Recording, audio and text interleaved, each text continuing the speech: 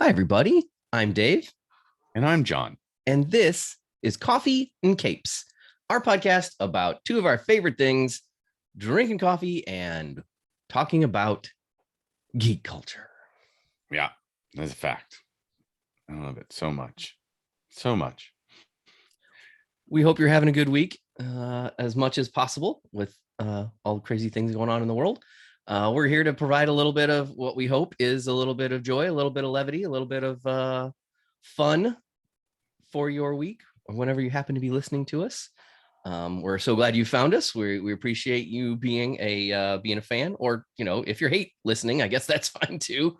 However you found us and whatever you think is totally cool with us. That's actually an interesting point. If I got news for you, folks. Let's just talk about this really quick. Just a quick note on the if you're hate listening. If you're hate listening to someone, you're still listening to them. Right.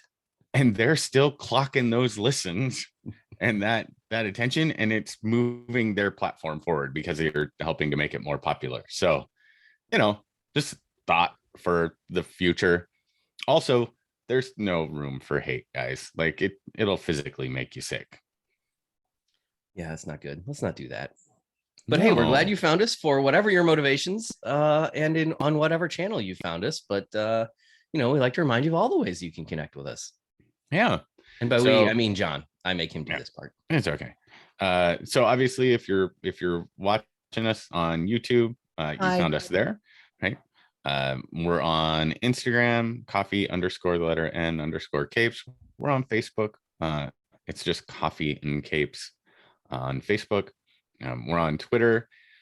We're getting awful close to possibly doing TikTok because like my friends Amanda and Christina have been very adamant that it would be hilarious just to watch us fumble through TikTok over and over, and then it would be entertaining. I could probably get down with that. Yeah, same. Yeah. So keep an eye out. We will make some weird attempts on TikTok to understand what it is. I imagine the first few TikTok videos will just be us like going, do I press this button? What happens when I do this? Getting really close to the phone camera. Right. Like, hello? Doing is weird this thing things. On? Yeah, is this thing on? So but we're not on there yet. We do have our website.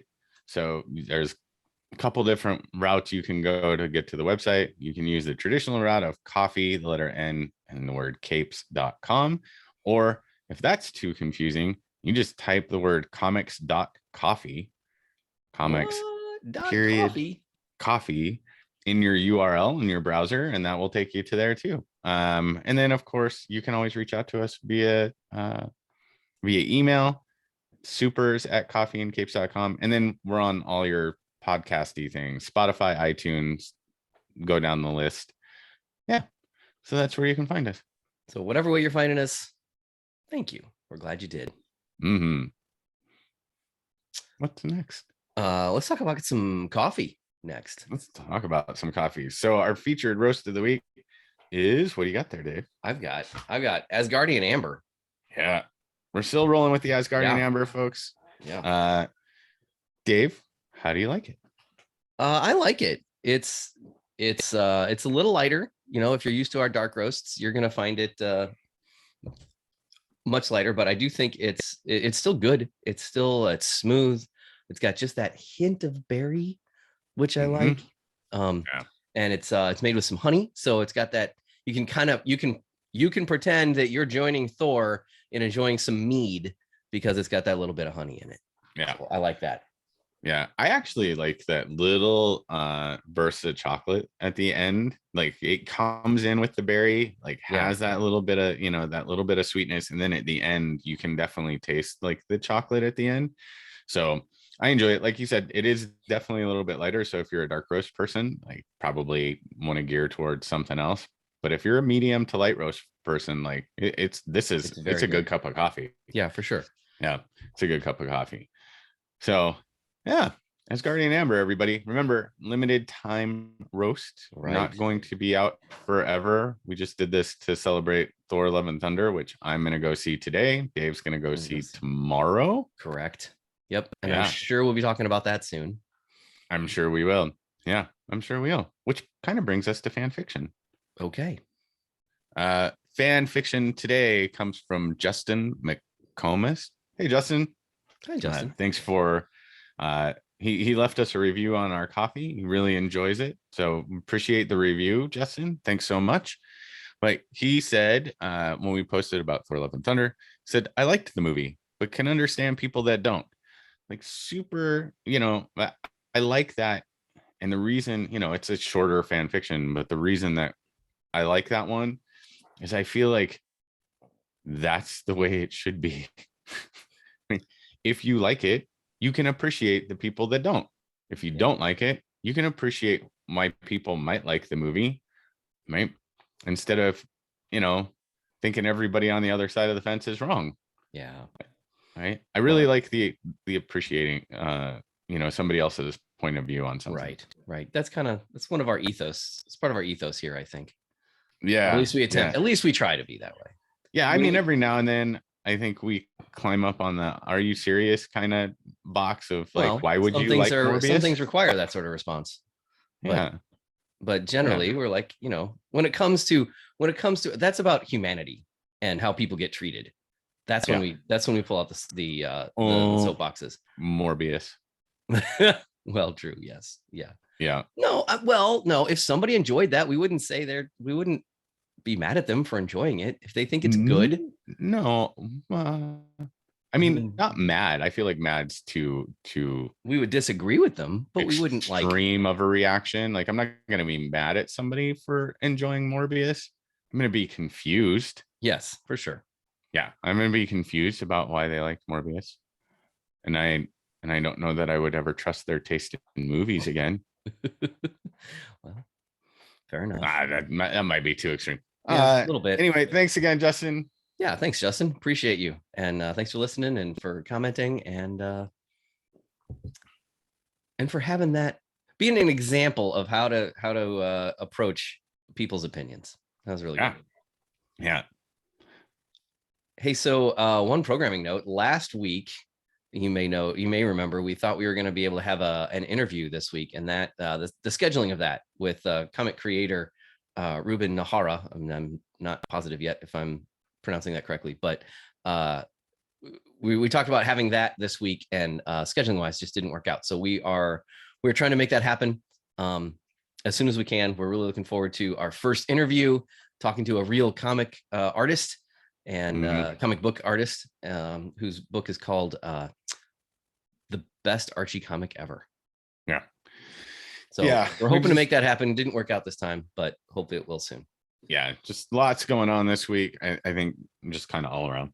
Yeah. So before we totally leave the fan fiction section, a reminder about our t-shirts. I'm wearing the Hope t-shirt. So this is the Hope t-shirt, Gwen's Friends t-shirt. Yeah, the Gwen's Friends fundraiser t-shirt. Guys, they're super soft and comfortable. I wore mine yesterday actually to work.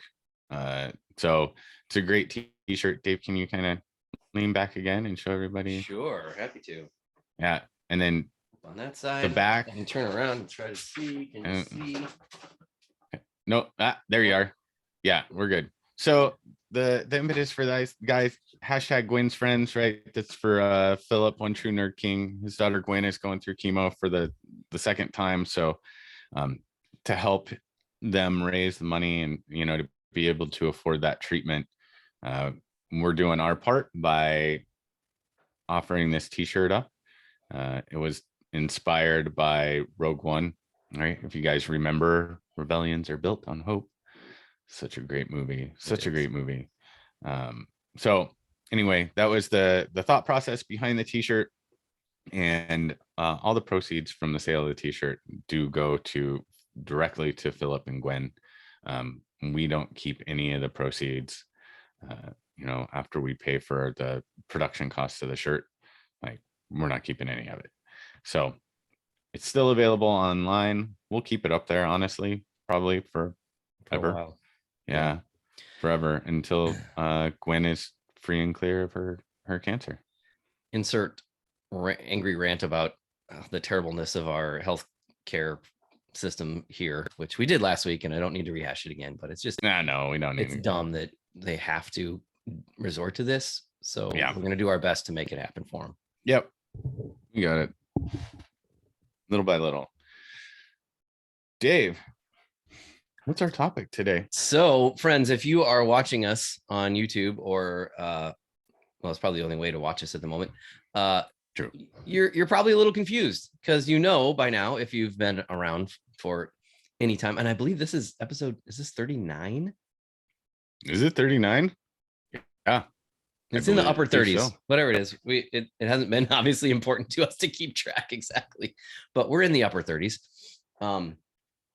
If you've been paying attention at all or seen us, well, let me reflect. If you've seen us at all, you know that each week we try to have a little hint to what we're talking about as our background, just because we think it's fun, and you might not, and you're entitled to that opinion. But we have fun trying to pick out some sort of background that hints at what we're doing. And you may be looking at our backgrounds going, guys, that's not stuff that you usually talk about. In fact, you could make the case that's not even really geek culture that you have pictures of there.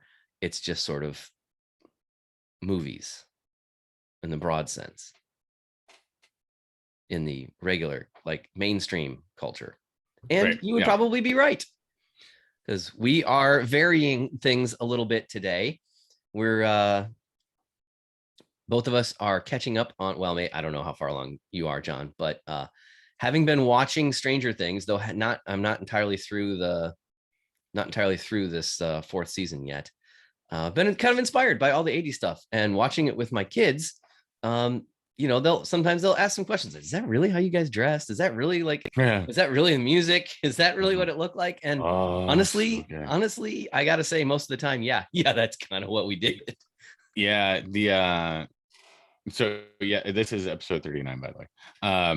One of the things that I really love, and I'm done with Stranger Things. And guys, just so you guys know, we are not spoiling Stranger Things today. No, we are not. I want to be abundantly clear. As a matter of fact, I was talking to my friend Adam before the show, and I told him what we were talking about. He goes, "You guys aren't going to spoil Stranger Things, because then I can't listen to the episode if you are." He's like, "No, we're just talking about how it, kind of throws back to the 80s and what it's brought up for us." But yeah, we thought we'd do a show on 80s fashion and all the best shorts that we wore. No, just kidding. We're not doing that. Parachute pants, right? Oh yeah, absolutely. Oh my god.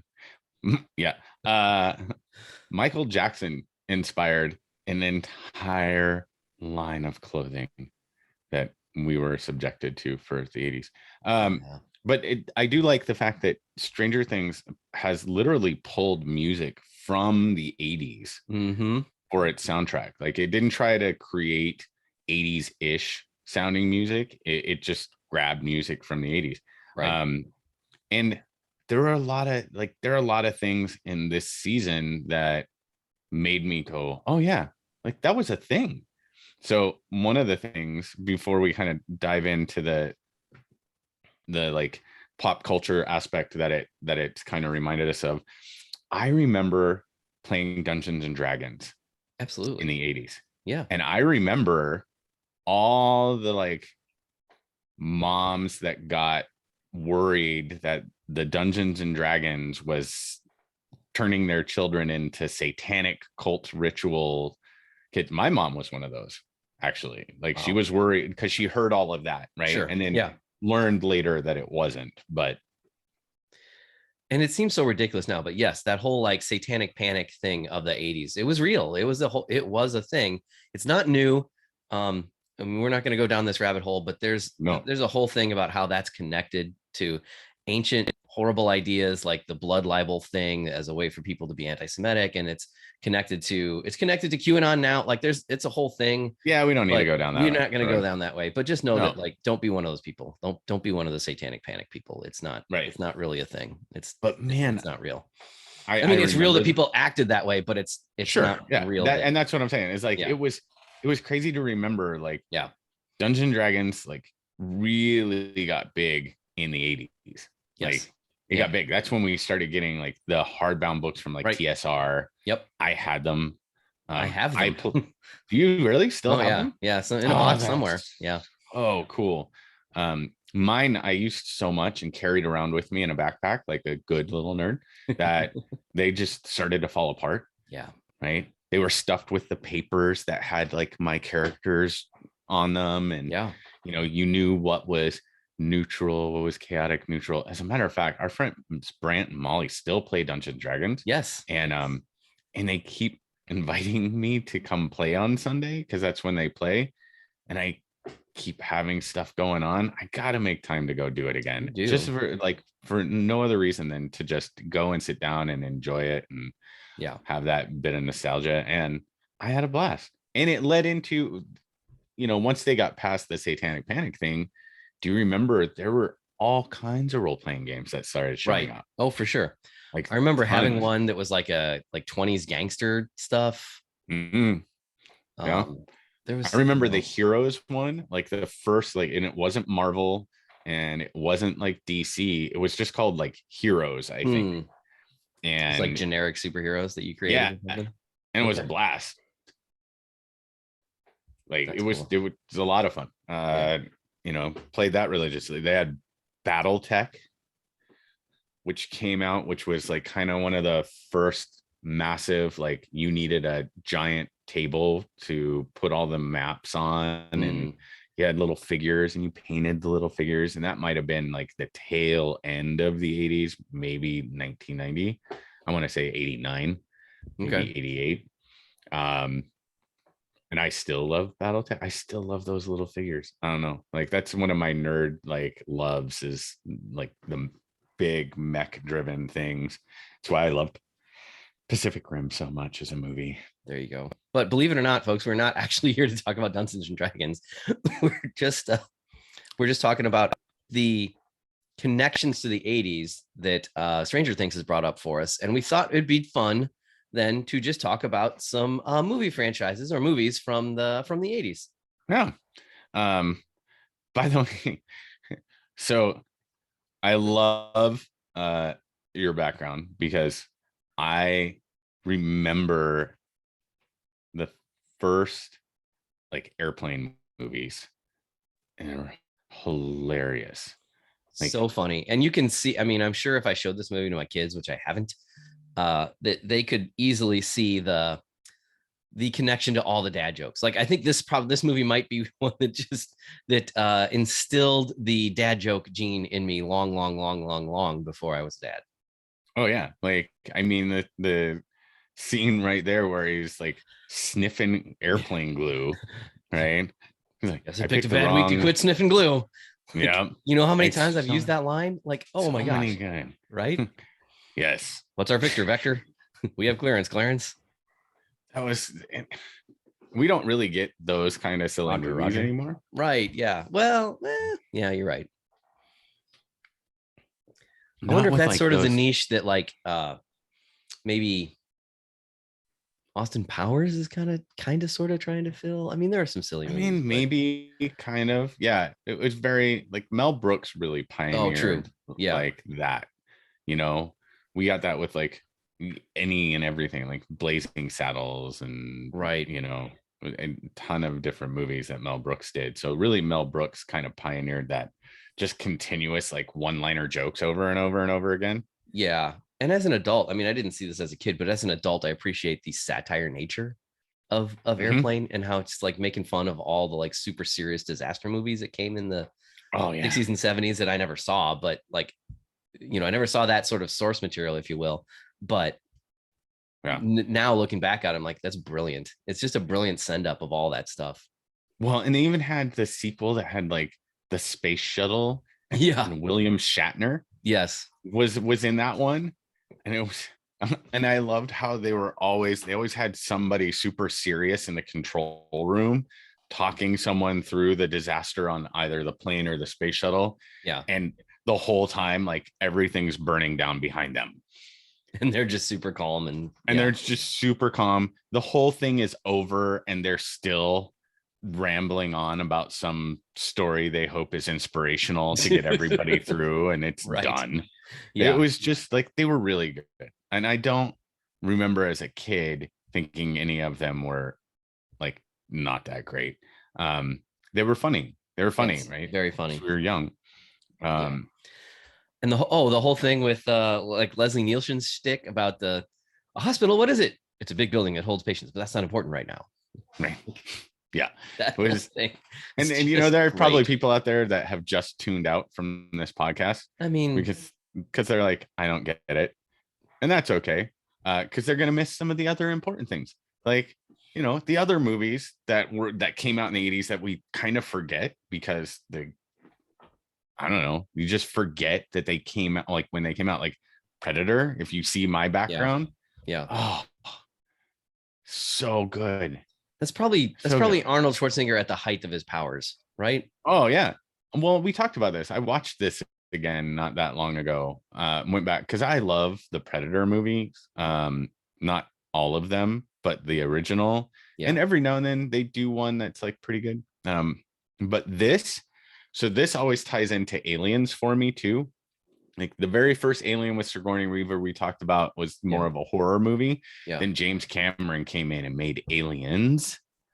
Oh man, that thing was epic. Yes, it was.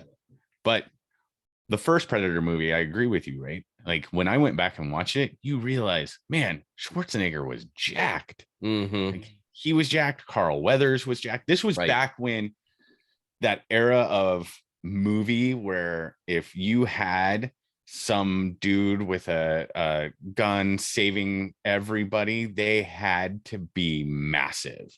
Yeah, they were all on steroids. Oh yeah, for sure. I mean, look at you had all the Rocky movies with Right. Sylvester Stallone. He was always jacked, and then he'd get jacked in a different way for Rambo.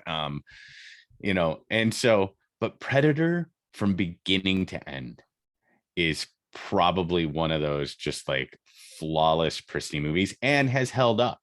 It's held up over time. Even if you look at like the special effects to make the Predator invisible. Yeah. Right. Even that part like isn't bad when you think that it's done in 1987. Yeah. It's when that movie came out. Although special we effects talked pretty about good this. Yeah, right. For 1987, like the Predator itself, when it takes the mask off, whoa, the jaws opened up. I remember being in the movie theater. Like, yeah. What is that? Yeah. Arnold Schwarzenegger's still gonna kick his ass, but what is that? Right. I mean, it had a couple ridiculous moments like we talked about, right? The whole shaving with the giant Bowie knife in the jungle kind of thing. And, you know, there's some great one-liners from Jesse Ventura. He's like, oh, I ain't got time to bleed. Yeah. You got time to duck. Then all the explosions go off. And as we learned later on through the more professional, like, battle scene cinematography and coordination, turns out soldiers don't actually just fire automatic rifles from the hip and hit everything. But this was in the era of when they thought it looked cool. Yeah. So everybody was like way down here and like, ah. Yeah. And they just sprayed everything and it hit everything at the same time. Of course. Yeah. Yeah. So that's a little ridiculous, but overall, man, it's such a good movie. And then Predator 2 happened. No, it didn't. But I think Predator 2, Predator 2 the one with Danny Glover. Yeah. In Los Angeles or something. Yeah, in Los Angeles. And I think that was maybe 1990. Okay. 91. So it doesn't count. Yeah, it doesn't that count. One doesn't count. Let's see if I can find it. And it's a franchise that unfortunately like missed its opportunity to become something bigger. You are actually exactly correct. Predator 2 came out in 1990. See, so it doesn't count for this conversation. Sweet. Did I see a preview that there's a new one coming out? Yeah, called Prey. Yeah. Yeah, I'm curious. We'll see it, and it's apparently happening like during the time, if I see it right, of when like the conquistadors come to America. Yeah. Makes So me a little nervous anytime a big budget film is going to try to do something with indigenous folks. Like that could go off the rails pretty easy, but hopefully it's decent. It looked kind of terrifying. So that was one of the things about the first Predator movie is it did this cool thing where you had like these action stars who were all like strong looking and handsome and jacked and, not afraid of anything. And then you had the terrifying alien that was like skinning people alive. Yeah, Or not right. necessarily alive, but he was skinning people and hanging the bodies upside down. And it went from cool action film to super scary like horror film. Yeah, totally. Yeah, super scary horror film, and you're just like, oh my god, what is happening? And then subsequent movies in this franchise have been hit or miss. Predators, where they dropped a bunch of people on the Predator planet, like a game preserve. I actually enjoyed that one. I'm pretty sure I didn't see that. Yeah, I did. And then we've talked about before, and it's well documented, my distaste for the Aliens versus Predators movie that they've attempted to do at Sleepaway Camp. Speaking of, though, Dave, what else is on your list for like 80s movies that you either were reminded you liked or were reminded that was terrible? Well, this is a little more in our usual wheelhouse, but talking 80s movies, you got to go with Christopher Reeve as Superman. No, wait, or is that 70s? I just thought of this. That's 70s, I thought. Oh man, did I just shoot. I think the only Superman movies that happened in the 80s. Oh, you're right. That was 78. Shoot. Yeah. Superman. Well, Superman 2 was 80 and Superman 3, 83. So yeah, anything past 2 we forget. Well, yeah. They went really south after 2. Yeah, they did. And you had the nuclear. We don't even talk about. Yeah, that's the nuclear weird one. Yeah. But Superman 2 was good. 2 was good, man. Come on now. So with Zod and Superman losing his powers. Yeah. Choosing to give up his power so that he could be normal for Lois. Yeah. With Gene Hackman still doing a decent job as Lex Luthor. Yeah. What's the guy's name, the actor's name who played Zod? Because he's done. Wasn't it Terrence Stamp? Yeah, Terrence Stamp. No. Yeah, Terrence Stamp. Looking, right? But I'm pretty sure so. I think so. I think you're right. I think that's correct. Old.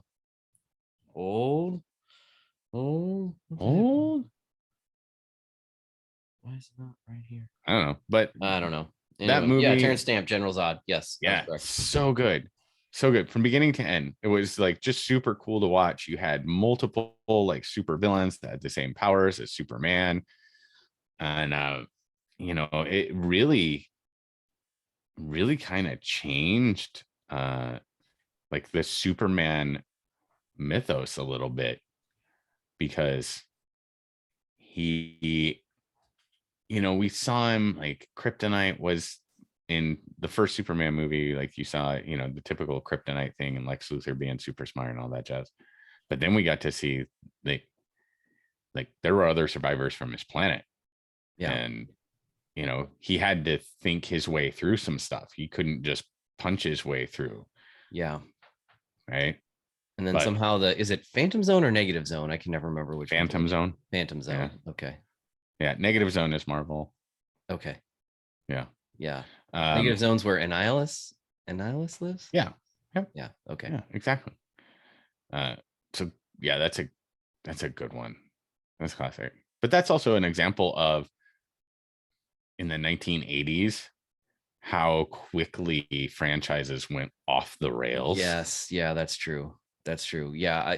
I remember thinking 3 was okay and 4 was really, really bad. But I haven't watched 3 and 4 ever.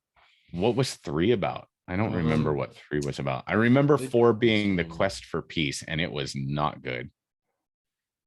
Here's the IMDb rundown of 3. Synthetic kryptonite laced with tar splits Superman in 2: good Clark Kent and bad Man of Steel. Okay, maybe I don't remember that one as much as I thought. I don't remember. It has Richard Pryor in it. I remember Richard Pryor being in that one. Okay. But I don't remember. Yeah, maybe not. Maybe you're right. I retract my previous statement. I'm not sure this was any good. So pretty sure the Superman franchise went off the rails after number 2. Yeah, for sure. But there's still the lasting legacy of, I still see these sort of comments that like, no, Superman doesn't have to be super jacked. He's got the strength without being like jacked. And that there are people that would say, one of their complaints about Henry Cavill playing Superman was he's too big. That Superman doesn't need to be huge like that. They like him more like Christopher Reeve, being more of normal size. The strength comes from within rather than being like, right. Yeah. I don't know. I still stand on that. I like Henry Cavill. Yeah, same. I'm just saying like that was it. Yeah, but Christopher Reeve was a great Clark Kent and a phenomenal Superman. He was tall. Yeah. He was handsome. He really had a good presence. It was a really sad thing when he got paralyzed. Oh my gosh. Because he was iconic as Superman, and everybody thought so. Granted, we all thought so because we chose to remember Superman 1 and Superman 2. Yeah. Everything else got swept under the carpet. Yeah. Well, these days we would say, well, 3 and 4, that was a writer's problem. He did the best he could with bad material. Best he could with bad material. Yes. Sure. We'll roll with that. That sounds good. We'll just throw anonymous writers under the bus. Tons of them. You know what else came out in the 80s? Do tell. Ghostbusters. I wondered if we were going to bring that up. I thought so. Yeah. Of course we are. Yeah. We've talked about quite a bit. And my friend Kathy has threatened to boycott any of my sermons at church until I go to see Afterlife, because I have not seen that yet. As she should. Like, I'm not listening to anything from you until you've seen that. Okay. Fair enough. I have not seen it yet, but it's important. It's really good. Yeah. So sorry to disappoint you, Kathy. Yeah. But the original Ghostbusters, like, still, again, like, formed young Dave's comedic sensibilities. John with a hold.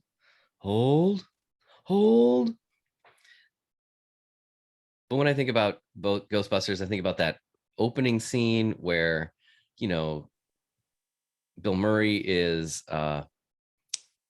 clearly playing the con man. Like, he's just making stuff up. He's just trying to get a date, basically. Yeah, 100%. He's just trying to get a date. Sigourney Weaver had, I don't know, she'd done the first Aliens movie by then, the first Alien movie. I don't know if I can't remember if Aliens came after Ghostbusters good question. Or not. Yeah, I'm not sure. And dude, the special effects for Ghostbusters at the time were awesome. Sure. And of course the music, like the song, right? It's still, people still sing it. People still know it. Oh yeah. Who are you gonna call? Right? Who are you gonna call? Everybody does that. Like, you could go down, like, who are you gonna call? People like Ghostbusters. Yeah, of course. Right. It's an iconic thing. Yeah. Now, we tend to part ways on Ghostbusters 2. Yes, we do. Yeah. Which, I liked. It wasn't as good as Ghostbusters 1. Like, it definitely didn't live up to Ghostbusters 1. Ghostbusters 1 set the bar really, really high, though. Yeah. I mean, it was Ghostbusters 84, Aliens 86. So okay. There you go. So Aliens came after. When did Ghostbusters 2? I don't have that. An Alien in 79, so she would definitely done that first. Yeah. Ghostbusters 2, 89. Okay, so Ghostbusters 2 is still in the 80s. And I think that I think they were facing down a big task trying to, do something that was on par with the first Ghostbusters, because the first Ghostbusters was pretty perfect. Like, it truly was. Yeah. Yeah. But it also, what Ghostbusters 2 reminds me is that we love to complain these days that there's no original movies. There's only sequels or reboots or like comic book movies. And there's some truth to that. But, talking about Ghostbusters and Ghostbusters 2 is a reminder that the whole, like, oh, let's pile on a franchise, let's create a sequel, is not a new idea. No, as a matter of fact, one of the best action movies, I think, of the 80s, like fell prey to that and actually had a good sequel. And then with number 3 and the subsequent ones went definitely downhill. And that was Lethal Weapon. Oh gosh. Yeah. Lethal Weapon was great. Like the first one was so good. The second one was like almost even better. So to me, the thing about that, so Lethal Weapon 87, Lethal Weapon 2, 89, and all the rest happened in the 90s, so we don't have to talk about them, thank God. Good. But you know what strikes me about that? I mean, obviously now that we know Mel Gibson's a crazy person, We'll just keep going. but has there been a movie franchise where the original and the sequel have such divergent feels and like the first one is so intense and so serious and so self-serious, and it's good. Yeah, it's And the great. second one is like so jokey and so like lighthearted and funny, lighthearted, right? And good. Like they're And was both great. good with being completely different styles of movie. Yeah. I don't know if anybody else, I don't know if any other franchise has pulled that off to that I don't degree. think so. Yeah, I don't think so. I mean, you think about, I mean, even if we go like to the very recent, not successfully, right? The Batman movies. So the first Oh, true. Batman with Yeah. Tim Burton, that came out in the 80s, 89. Yeah. Right. Right. Yes. Everything else came out, I believe, in the 90s. 90s, correct. Right. So, excuse me, but not to the level of success that I think Lethal Weapon did. And not both being good. Right. Because Lethal Weapon 1 and Lethal Weapon 2 were very different, and they were both very good. So it's hard to kind of, I can't think of anything that has done such a divergent feel between 1 and 2. Yeah. And still like managed to pull off like, oh yeah, like these are both great movies for very different reasons. So that was, one of those situations where they probably should have stopped the franchise at 2. Yeah. Yeah. But again, like you pointed out, those next subsequent movies come in the 90s. And so there's a theme that seems to be taking place here. The 80s produced a couple like good movies. They decide to go into like franchise mode. Well, except for Superman. They go into franchise mode and then hit the 90s. And the 90s just went, we can ruin anything. Yeah, right. Right. Well, and you and I talked about this. Like, look at 90s comic books. Yeah. The art is weird and bad.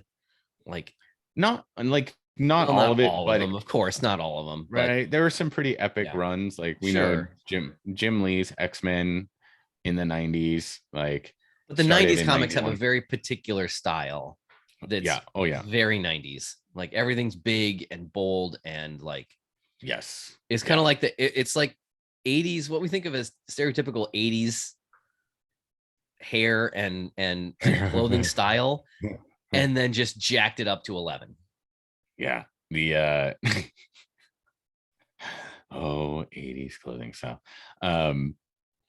But going back to like the comic book thing, and we just mentioned it, Michael Keaton, the first Batman movie with Michael Keaton came out in 89. Yes.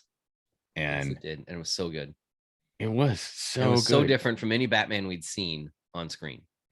Right? Well, yeah. Before that, we just had Adam West. Yeah. Right. I think that was the only one. We had Adam West from the 60s doing the Batusi. Right.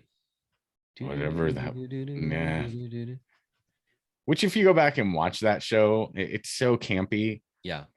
But it's so great if it's you're so like much a fun. kid. They're having fun doing it, clearly. They were 100%. They're like, nobody's going to take this seriously. Why should we? Yeah. Yeah. So it was great. But at the time, too, that was made, like, the comics were also a little campy. Oh, for sure. Yeah. They were a little more lighthearted and whatnot, and then started to get a little bit more serious into the. And now we've gone probably you can make the case we've gone off the deep end with super self-serious Batman. Yeah, I'll be curious to see what Zdarsky does with his run in Batman, because it just kicked off with 125. Yeah. So, which is available on our website if you really want. Which is available on our website. Yeah, that's right. So I don't know. I can't think of any other Always be super. closing, John. Always be closing. That's right. ABC. I can't think of any other superhero movies that came out during In the this time 80s. frame. Yeah. You know Yeah, what? I It's don't. well, Arnold Schwarzenegger was what we had for a, a non-comic book superhero. Yeah, and he did a grip of stuff, right? He Yeah, did sure. Total Recall, Yep. which was like, what? Like that was another one that I remember watching and thinking some of the special effects were a little bad, but then some of them you were like, how did they do that? That is so cool. Yeah. Um, What's the running one? Was it Running Man? Running Man, Yeah. Running With Man. I don't know him that. against Richard Dawson. Like, Yeah, yeah, the Family Feud guy. yeah. That was kind of a tough one. That was based on a Stephen. That's a confluence of big 80s folks right there. That like maybe Yeah, doesn't make any sense. I Putting think those two together. too. What we got in the 1980s was kind of almost, you could almost say like the height of horror movies, Oh yeah. right? Right. Friday the 13th, that franchise, Nightmare on Nightmare on Elm Elm Street. Street, Yeah. Texas Chainsaw Massacre. I think Jaws came out in the late 70s. 70s. Yeah. I want to say around the same time as Star Wars. Actually, we had two Star Wars sequels that hit in the 80s, Right. right? But And sticking with for my like money, as you can go back and listen to one of our early episodes about when we ranked Star Wars movies. I would say 1980s The Empire Strikes Back is the best one. Like we have yeah, I mean that's number 2 on my list, but yeah, as we've talked about, it yeah, easily flip flops with like Rogue One for me, like just yeah. depending on the day and how I'm feeling. So there's I mean, you could maybe, I know I hadn't thought of this. Maybe that's a movie that the feel of it, the style changed, not nearly as drastically as the Lethal Weapon example, but Star Wars Empire has a bit of a different feel. A very different feel, I would say. Yeah. But as the movie went on in Jedi, like initially started out kind of similar, right? Because they're rescuing Han Solo and Yeah. Luke's, coming in as a Jedi and they're Well, no, going that's through Jedi. all. I was talking about the difference from Star Wars to Empire. Oh, no, I think those two, I think the big difference there is just the budget to do special effects and things definitely got infinitely bigger. Yeah. But to your point, I think you could say that the feel from Empire to Jedi got drastically different. Okay. We got in a number of ways, right? Because it starts out very similar kind of feel, but then where it really kind of diverges was that desire by Lucas and company to try and make it kid appealing with the introduction of Ewoks, as opposed to going with what it was originally supposed to be, Kashyyyk and all the Wookiees. Yeah. Fucking George Lucas. Sorry. Would have been a very different George, movie if we had gone to just Kashyyyk instead of Endor. Yeah. Yeah. Don't give in to Hasbro all the time. Right. We can make more money if you make them small and cuddly, and then we'll make tons of toys and you own the toy rights. Oh yeah, well, let's do that. Yep. No, bad George. Not that we're holding grudges for 40 years or anything. No, but kind of back to the horror movie thing. I mean, really, like we got a number of like pretty great horror movies during the 80s. Right. And once again, those franchises continued ad infinitum and got progressively worse, in my opinion. Not that I've seen all of them, but by the time you get to the 90s, Nightmare on Elm Street 17 or whatever is trash. Friday the 13th, 105. Jason Goes to Space is right. Come on. Hands down. And I talked to somebody who thought it was a really good movie. Good for them. It is, yeah. I mean, good for you, dude. I'm glad you like it. I personally think it's just utter and complete trash, but it wasn't in the 80s, so we don't have to talk about it. Right. However, what it did just make me think of, right, is if we're talking about like some epic 80s movies that unfortunately franchises haven't lived up to what the amazing incredibleness of the first movie. How about the first RoboCop? Oh, Sure. Yeah. That Yeah. first RoboCop. Was something we hadn't seen before. No, yeah, Peter Welling is right. Peter Welling, Weller, I think. Weller. Tom Welling is from Lois and Clark, or Smallville. Sorry. So yeah, Peter Weller, um, as the RoboCop. And can I just say, Peter Weller, like body type wise, very much a very different hero. Uh-huh. You know, he was not the Schwarzenegger Well, they you put know, him in a giant we robot put him in a armor. giant robot. Yeah, sure. But he didn't start out as like giant Right. Jack steroid guy like so many of our 80s heroes were. Right. But he became giant robot guy. Yeah. True. And we got to see, like, I can't remember the name of the other robot that he ends up taking on, but it's such a, like, that was one of those that was fun to watch from beginning to end. Yes. It really was. um the special effects were good. I'll never forget the guy getting melted by acid. Oh gosh. Like, that was one of those I'll just never forget. And we got the dad from that 70s show as like the big bad. Oh yeah. Kurtwood Smith is his name. Ah, Kurtwood Smith. There you But go. he was great. Although, we never got the dumbass line that we used to get in 70s show. But it was a good, like, it was a good movie.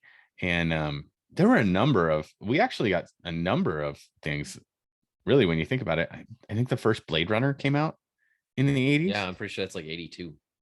Yeah. Harrison Ford, kind of riding the success of Star Wars, like, Right. parlayed that into Blade Runner. And Blade Runner was 82.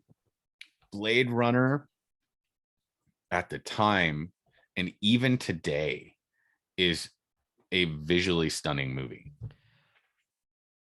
Like, Yes. Oh, for sure. Yeah. even if And you go back and watch it yeah. today, the art direction in that movie and the acting and the story and everything about it was just this dark cyberpunkish, like, feel from beginning to end that really, like, drew you in. For sure.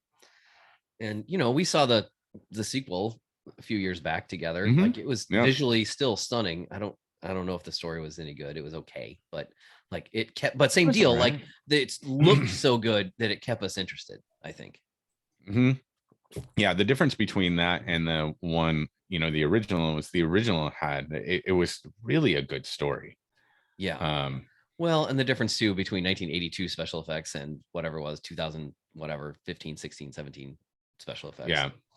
Yeah, that's true. And then what else did we get during the 80s? There's So here's a big one that we can't not talk about. Oh yeah. 1981 gave us Indiana Jones and the Raiders of the Lost Ark. That's one I was just thinking of when we were talking about Blade Runner. Yeah. Indiana Jones, Raiders of the Lost Ark. I can watch that movie over and over and over and over again. And Absolutely. It is fun every single time. And every as time. Young Dave, man, you're talking about that guy getting burned by the acid. Like, when the faces melt off at the end of that thing. Oh yeah, that was terrifying. Like, it's just. However, spoiler alerts for movies that are 41 years old.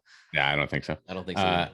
I think one of the best scenes in all of cinematic history occurs in that movie, where Indiana Jones is facing off against the giant sword guy. Yeah, who's doing the flippy thing, and he just pulls his gun, shoots him, and walks off. You're like, way to be the most realistic moment in all of movie history. Like, right. And if you've ever read any interviews with Harrison Ford about that scene, like, they were going into that scene, and he apparently, I think, looked at Spielberg and he goes, "Why would I do this if I had a gun? Wouldn't I just shoot him?" And they're like, "I mean, we can try it." And they did it, and everybody thought it was so good and so brilliant. They were like, yeah. Like, speaking of moments in that movie where he shoved the guy through the propeller. Oh my gosh. Yeah.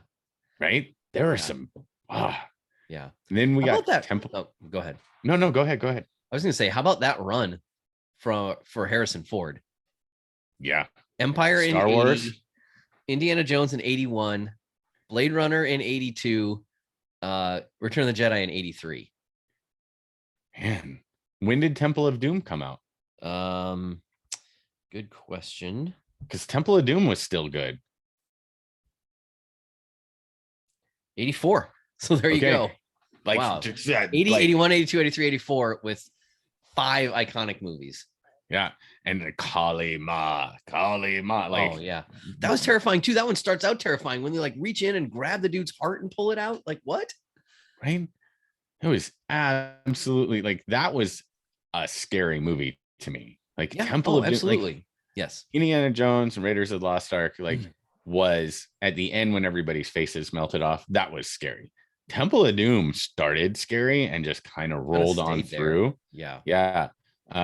That was one of those where I would say they weren't divergent enough to be, like Lethal Weapon. Yeah. But it was definitely like both were great movies. I don't remember. Oh, Last Crusade. When was Last Crusade? One with Sean I Connery. can't remember if Last Crusade hit in the late 80s or early 90s. Yeah, it did. 89. 89 okay. for Last Crusade. So let's talk about Last Crusade. Sean Connery. Yes. Right. Showing up in that one is Indiana Jones's dad.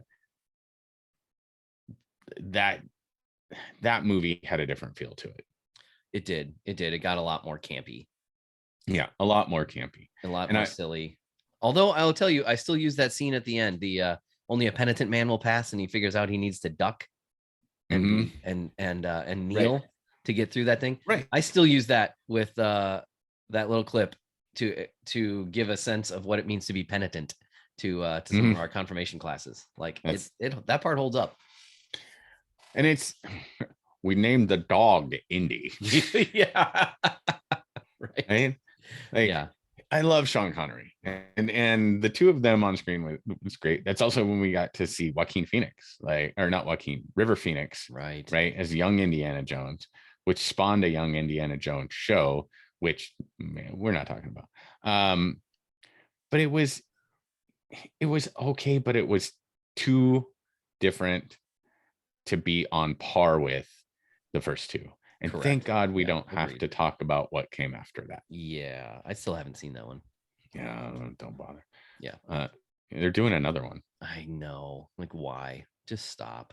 Because apparently he just needs the money. Well, sometimes I'm sure it'll make some money. I'm sure.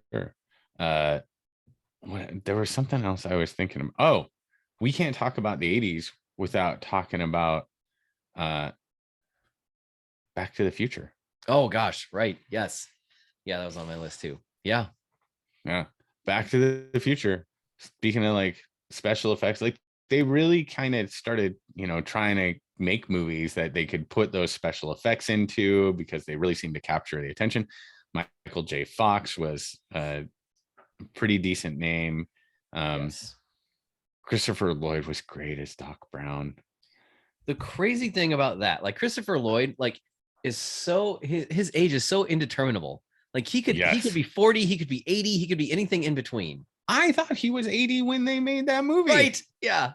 And apparently he is just now 80. It's crazy. I don't get it. But that movie, when I was a kid, that movie was fun from beginning to end. Yeah, absolutely. It was great. I had so much fun with that movie. Back to the Future 2.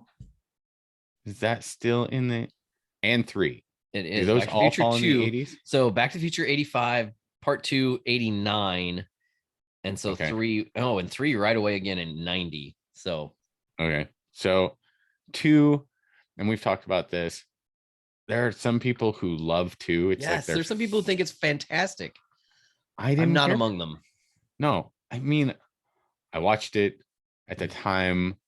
I was like, oh, well, it's okay.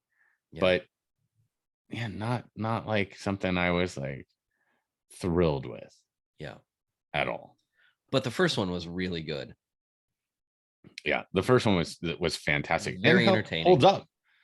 Like holds up well. A lot of these movies that we enjoyed from back then have actually held up well over time, like Predator, uh, Indiana Jones, Back to the Future, Star Wars.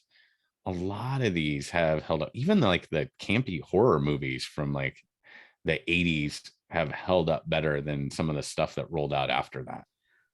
Yeah, I think that's right. I mean, not everything, of course. Like we have No. better and different and better sensibilities about people of color and how to treat women on screen, and like not so much about, oh, the woman's in distress and that's going to be the thing that, there's just different ways of, we have better understanding of how to approach some of those things from a story standpoint and how to depict them on screen.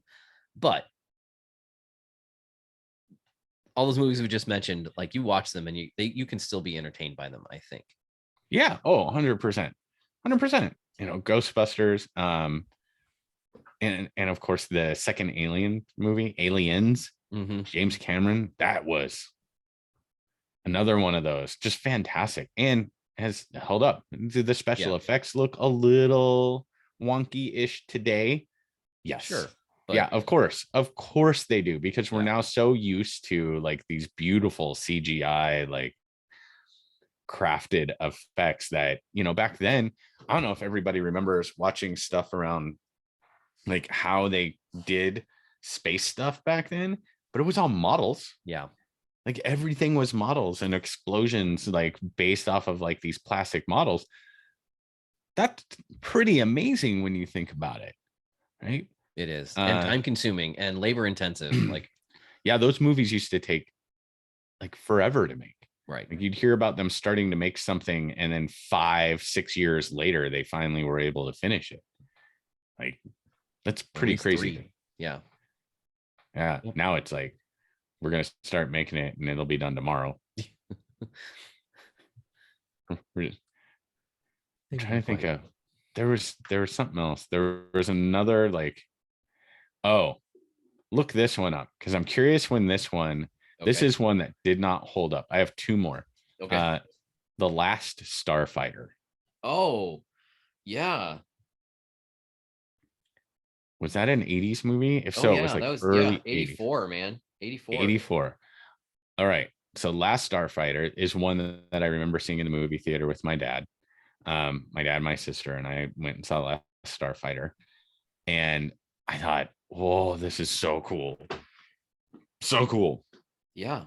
Have you watched it in recent years? No, I have not. Yeah. Those special effects did not hold up. Oh, okay. I mean, in like far beyond anything else you could see. Like they are bad. The story though is still a ton of fun. Yeah. But the special effects are so bad now that it's almost hard to get past. But the storyline about that is what I like. The idea that oh, if you're good enough at this video game, it could mean that you really could save the world. Yes. And I immediately started playing a lot of video games. Yeah. Yeah. I think the downfall to that movie was it leaned into the video game thing pretty heavy. And as a result, like I think they used at the time video game graphics for all the special effects to try and go that route.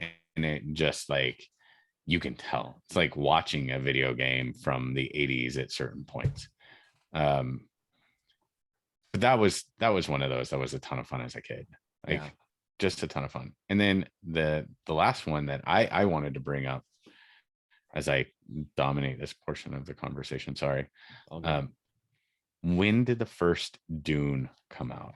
Oh, I want to say 84. Let's see. 84 had a run then. Yeah, it did. 84. Man, 84 had a run of movies. Yeah. Wow. That is one of those that I can still watch today. It is long, right? Yeah. It's long, but I still like it. I also was a fan of the most recent Dune movie. I know we talked about like a lot of people are like, I didn't care for it, or it just seemed slow and boring, but there was something about that first first Dune movie for me that even today, like I can watch. I usually have to watch it in 2 sittings now. Sure. Yeah, it's a long movie. And the new one's better. I mean, I'm pretty sure I gave that a whelmed Yeah. ranking at the time, and you can go back and listen to our review of Dune in episode number, I don't know what, 11, I don't know, something like wherever it was, but you can find it. It looks amazing. I think there's so many good characters there, and I think it's better than the original. It didn't move me the way I wanted it to. Right. Yeah. You had high expectations going in. Yeah.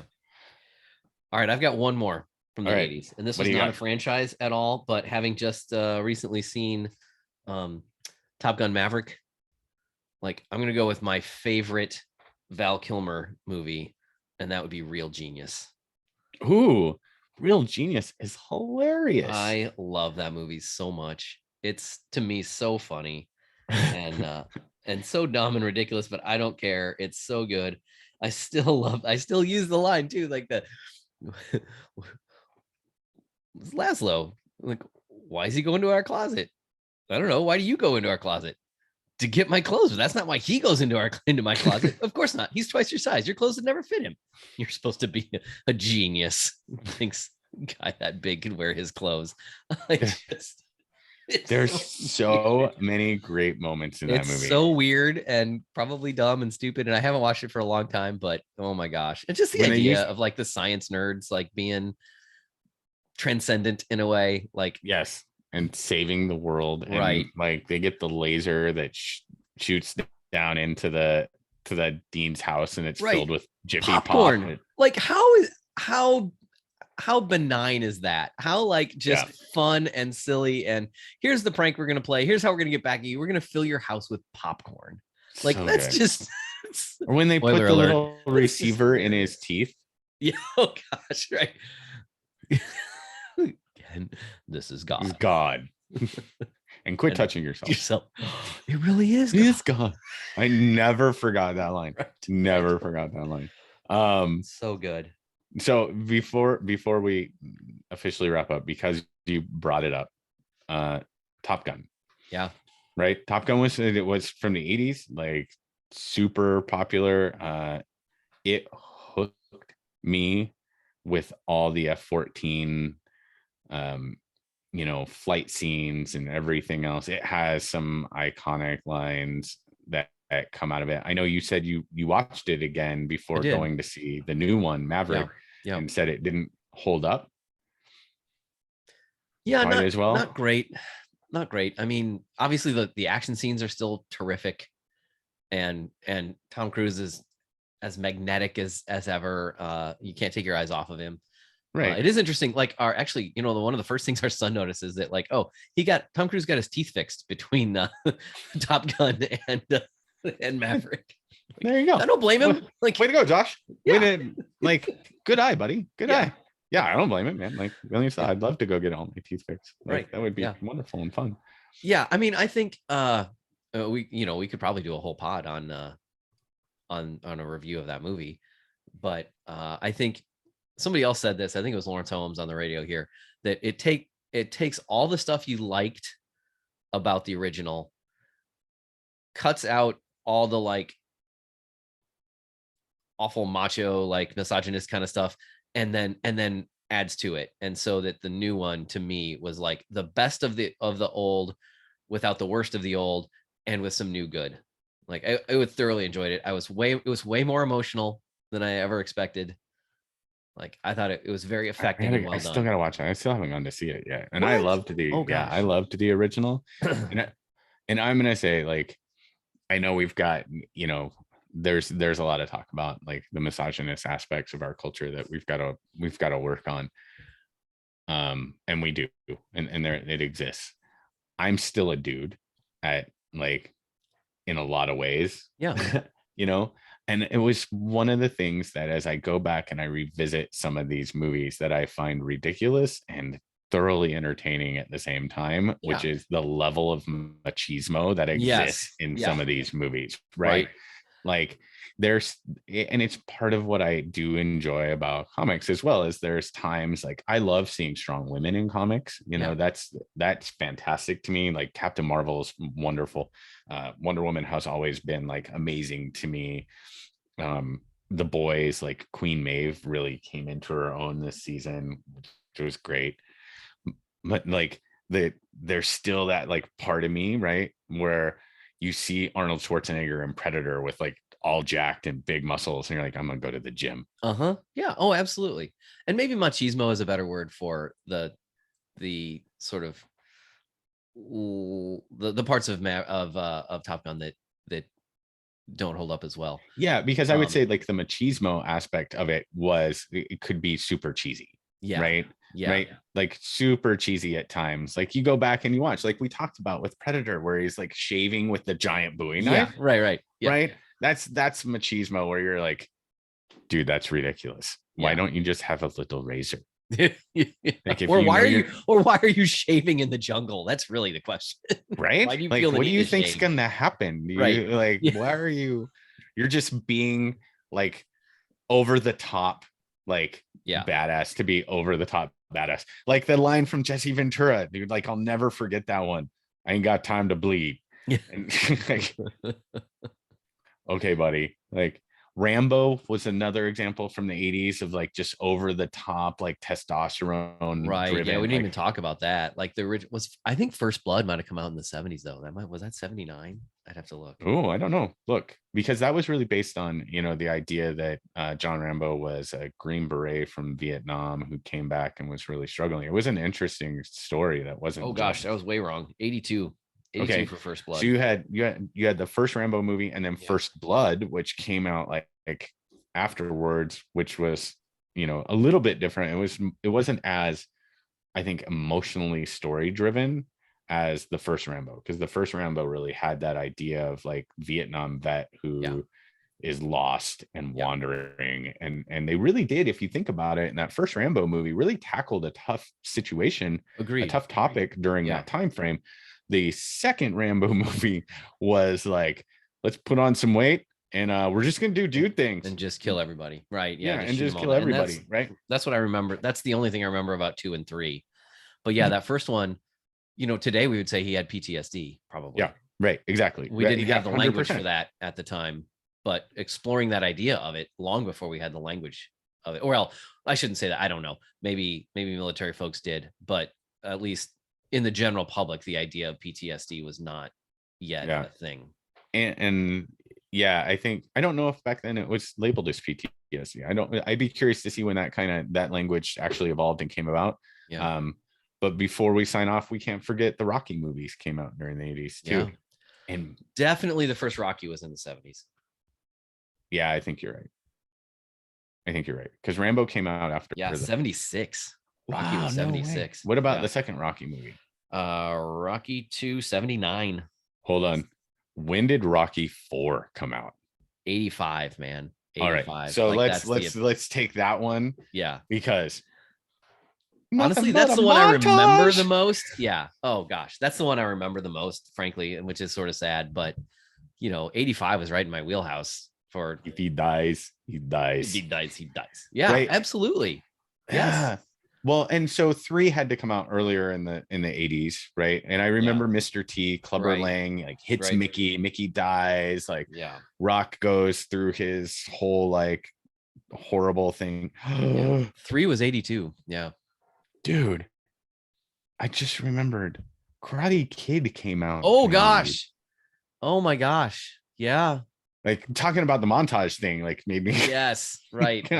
Right. Yeah. The 80s really nailed that montage, like training, like absolutely aspect of everything. You couldn't have an 80s movie without a montage. Real Genius had a montage. Everything had a montage. Yeah. So many things had montages that the guys from South Park, when they made I don't remember the puppet movie. Anyway, like there was an entire scene in there. It was like, we need a montage to get through the like whatever it was. And the whole song was like nothing but a montage. And it was literally a montage. But then you realize like Rocky 4 really nailed that montage aspect though. Right. And it was so great. Like he's like he's out in the snow, like lifting boulders and like throwing things around. And you've got running up Ivan hills in the Drago, boots in the snow, and man.